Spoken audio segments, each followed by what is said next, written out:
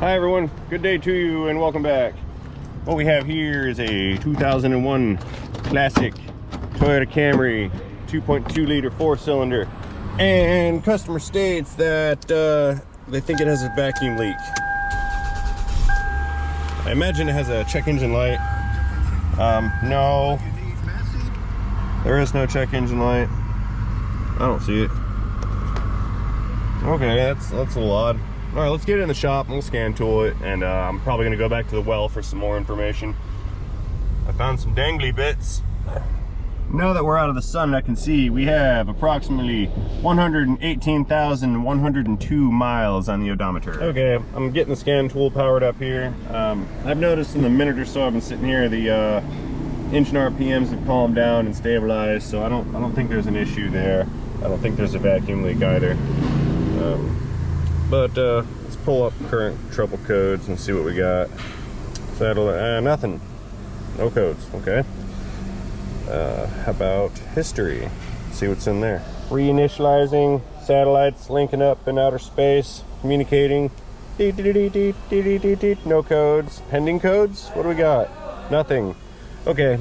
Time to go back to the well, see what the problem is, see what their complaint is, what are the symptoms, what did it do, when did it do it, what did you do, Mr. Customer, after it did what you say it did, and then maybe I can piece all that together and figure out what's going on. Be right back. Okay, we had a chat with our consumer, and I have been educated slightly on the matter. I guess they put fuel in it, the light came on, like they put fuel in it, went to the grocery store or something, then the light came on. The guy said something about the emissions system, and he said he went to the AutoZone.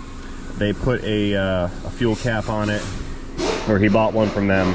So let's go verify that by popping the fuel door. Let's see what we got here.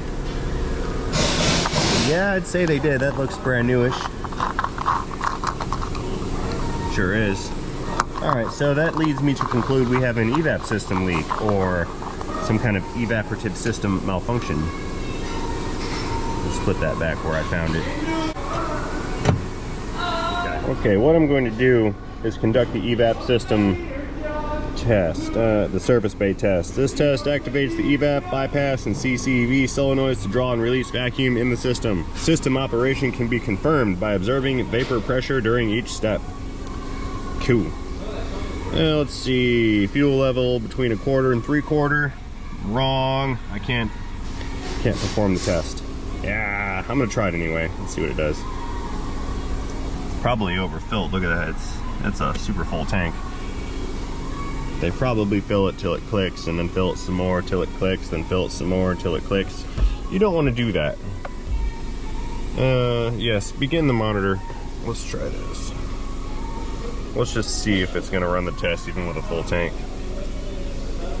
Vacuum pressure, initial vapor pressure sensor reading, vapor pressure in millimeters of mercury, negative 0.5 millimeters mercury. HG is mercury. Step 1, open bypass and CCV evap, VSB-CLS/off. I don't know these acronyms, I'm not fluent in Toyota. Continue, step 1. It's supposed to be automated. I don't often do this. I like to just manually check the components, but we're learning together. So it has sealed the system, drawing more vacuum/vapor. Applying vacuum. The bypass is on. All solenoids are open. Oh yeah, there's lots of vacuum being drawn right here. Look at that, negative 15.8 inches mercury. So that's sealing the system and applying the purge valve open to draw vacuum. Vacuum is too high, closing the purge valve. Yep. Okay, sealing system. Yeah, it's at 19. Continue. Oh, I didn't check to see if it had commanded the vent open. Bypass on. Yes, it's commanding the vent open, but it's pulling 20 inches vacuum. That's a whole lot. So that system is sealed. Sealing vacuum all closed. Yeah, now the vent is closed. We're going to confirm that by pulling the gas tank I think the vent is stuck closed. Let's open up the fuel tank and see if we lose vacuum at the tank. Opening. I'm opening with my right hand. We're looking at it with my left hand. Yeah, look at that. Now we're down to 3.5. It's falling. 3.1 falling. 2.9 falling. Okay. The vent is not opening. Continue. Okay, so now I'm gonna go default to what I normally like to do, and this is my personal preference. I'm gonna lift this car up. We're gonna gain some access to the vent solenoid down by the tank. It's part of the canister assembly, I believe. And I'm going to manually actuate that. And we're gonna see if we can hear that solenoid opening or closing. Check pressure. So on a side note, I have observed that it appears that the hubcaps are broken, and we have utilized the zip ties to hold the hubcaps on. I thought that was kind of funny. Looks like it's all four wheels. However, on this left rear wheel, I found that the repair is incomplete because we got some dangly bits here. Maybe it's a curb feeler. Regardless, let me help us do that. Come here. There we go.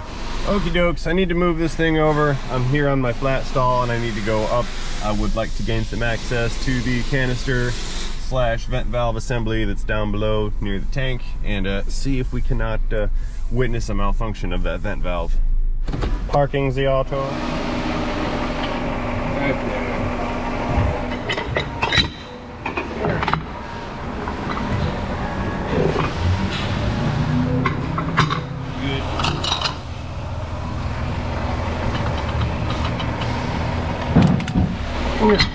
There. Got it. Moving on up.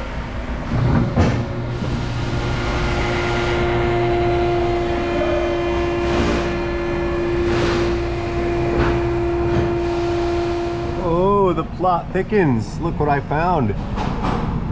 I've got a brand new canister assembly with a vent valve. More details that nobody provided me. They said that they put a new cap on it. They didn't say much about the canister valve. This is getting good. Okay, it's oh man, what do? I don't have a trouble code to pull the tree from. I'm not certain which way to go with this. I know the purge valve works because we saw the tank pressure dropping. I wonder. Well, let's just recheck these other folks' work right here. Oh, a tire retailer has been here selling brake flushes. See the little blue guys right there? I won't tell you who it's from, but I know it's a tire retailer. I'm wondering if the same retailer is responsible for this right here. This is fresh. It's got brand new witness marks on some of those fasteners. I wonder. Well, I'm gonna assume that this brand new Toyota part works. If this is in fact a Toyota part, it's probably a Dorman part. Oh, what do we do? What do we do? What do we do? What do you guys think? You got any suggestions? What do I do next? Let me know down in comment land. And do that right now. That way you can see if what I do next is what you thought I should do next. Okay, since I have no trouble code to go off of and just pulling up the most common DTCs on this car, I get a ginormous list with regards to the diag tree on this. So what I'm going to do is I'm just going to fire up the 12-volt power supply, and I'm going to manually actuate all the solenoids in this system. I'm just going to see if it has a failed solenoid. If that comes up empty, I'm going to plug in the smoke machine, and I'm actually going to physically look for a leak. Like I said, I'm kind of shooting in the dark on this, left and right. I don't have much to go off of.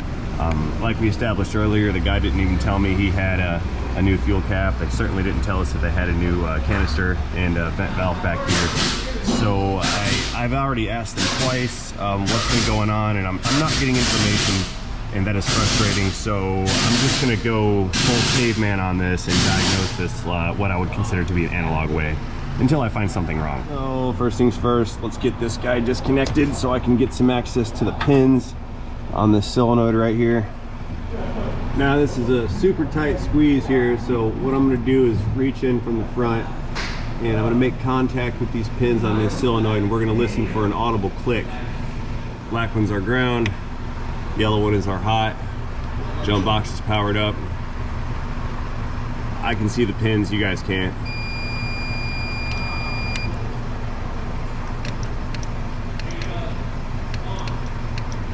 Okay, I hear this solenoid actuating, so we know that that solenoid is good. Jump box powering down. Let's go around under the hood again, and we're gonna actuate the rest of the solenoids. If that doesn't work, I'm gonna try to use the scan tool to actuate them through the ECM, and we will check voltage at all the connectors. So let's climb back down out of here, bring our light with us, and moving around to the front.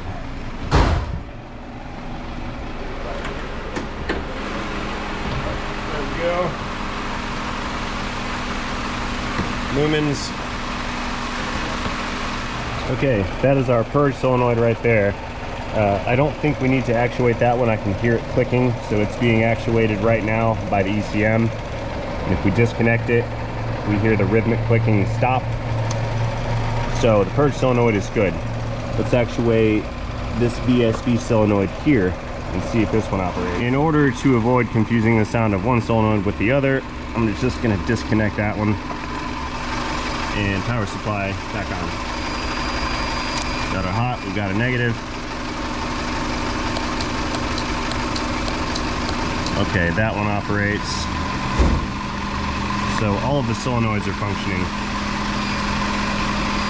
Let's see if this is actually pulling vacuum to the tank. I believe it is, because we saw vacuum show up at the tank. Yes. Yes, it is. Okay. I wonder what it could be. Okay, time to get the meter. We're going to manually actuate at least this one and the vent solenoid in the back, and make sure the ECM is actually commanding those on or off. Alrighty, so we know that this solenoid's working. We just heard it. Now let's see if it's working when commanded by the ECM. So I've got the scan tool ready. It's pulled up this solenoid, and they call this the canister press control VSV. I don't know the acronyms on that. Like I said, I'm not fluent in Toyota, but that doesn't mean I can't diagnose this system here. So we're gonna probe that. These probes are now connected to the meter. They're not connected to the jumper box. And we're gonna watch voltage. Pardon my crude camera angles. I'm trying to get all this in one shot. We're gonna watch the voltage. Right now we're 0 volts. This is being commanded off by the scan tool. So let's go in, command it on. And there we go. We've got system voltage 1399. So ECM is capable of commanding this solenoid on and off. And if we listen, we can hear it actuate when it's plugged in. So that's not our problem. That's not our problem. Let's go out back and see if the ECM is commanding the actual vent solenoid. Okay, we're back down below again, and I'm gonna probe this connector for the vent solenoid. Now, one thing I am noticing is I'm hearing like a vacuum release event take place.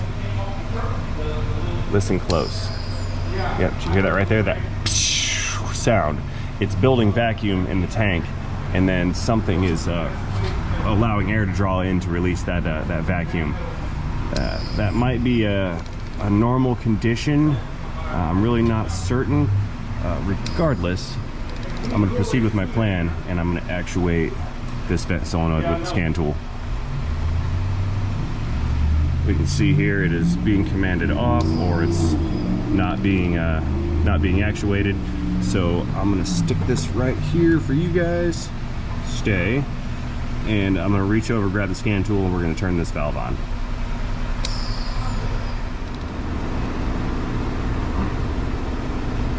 Yep, there we go, 14 volts. Let's go ahead and disconnect this and just verify that it can carry the load to actuate the solenoid. It's still being commanded on, so I will just install it. And we're listening for that audible click.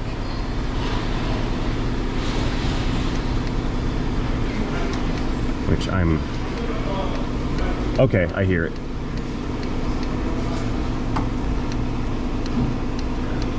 So this solenoid and this circuit is not faulty. There should be a vent. Whoa, multimeter gravity. I just moved through the matrix to catch that one. Okay, we're getting out of here again. That solenoid works. Everything down here is functioning. It's being commanded. It's time to actually check this for a physical leak. All right, let's put you here, power this thing down, and we're gonna plumb the whole fuel system.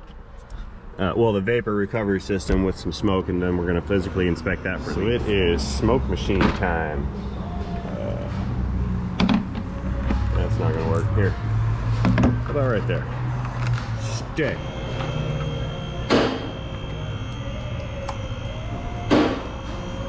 I'm gonna tap into the line that runs back to the vapor canister back by the fuel tank, and we're gonna pump the smoke into that, and that's gonna fill the entire line, the vapor system, and the actual fuel tank, plus the filler neck with some smoke under a little bit of pressure. And if there's a leak, that smoke is gonna come out, and I'm gonna find the leak. Perhaps the seal at the top of the tank where the fuel pump is bolted onto is the potential cause. So we'll see. We have to check everything. So we just plugged you in right here. The airline is connected, powering on, machine is powered on. We're going maximum flowage. And real quick, let's just, yep, we've got smoke. Beautiful. Okay, let's lift it up and see what's going on. Moving back up. All right, we are back down below again. I have the vent tube sealed off with some vice grips, and I do not see anything leaking down here. So at this point, we know that the fuel tank is sealed. We know that the canister is sealed. All the hoses are sealed. We know that the ECM is commanding all the solenoids, or has the ability to. We know that all the solenoids are functioning. I'm kind of at a loss. This entire system is checking out like it should be. There's no leaks above the tank, or we would see some smoke coming out. And again, all the plumbing is good. You guys see anything up there? I don't see anything.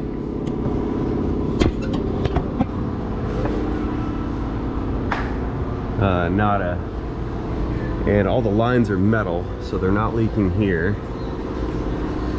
When they run up to the top near the air filter, and they transition to a rubber hose which goes straight to those solenoids. And I visually inspected those rubber hoses. Those are not cracked or leaking either. Let's just make sure that the smoke machine is still making smoke. And it is. Okay. Additionally, I can confirm that there is no leak because we're still sending pressure in.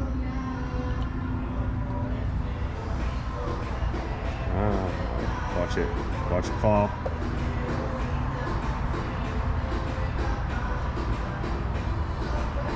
And there's no flow. Flow has stopped.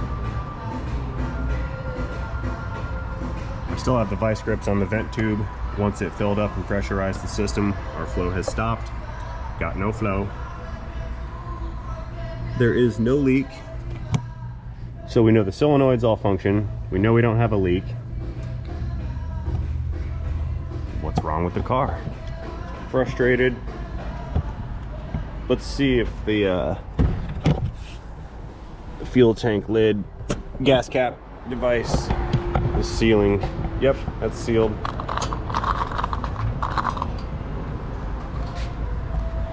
Wait a minute. We should be getting smoke here. There's our flow again. We have some flow.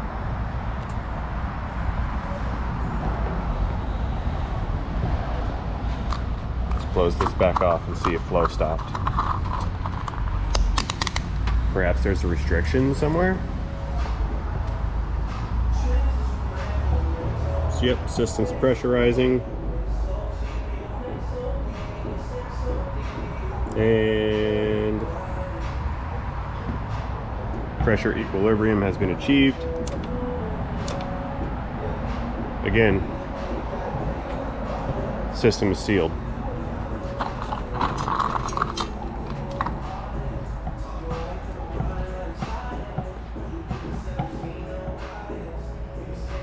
Ooh. There it is. Sticking valve. That should have been instant. This thing should have had flow by the time we came back over here to it. I wonder if it's got a valve that's sticking in that canister assembly back there. That could be it. Problem solved. They're overfilling the gas tank. That's what the deal is. They're overfilling the tank.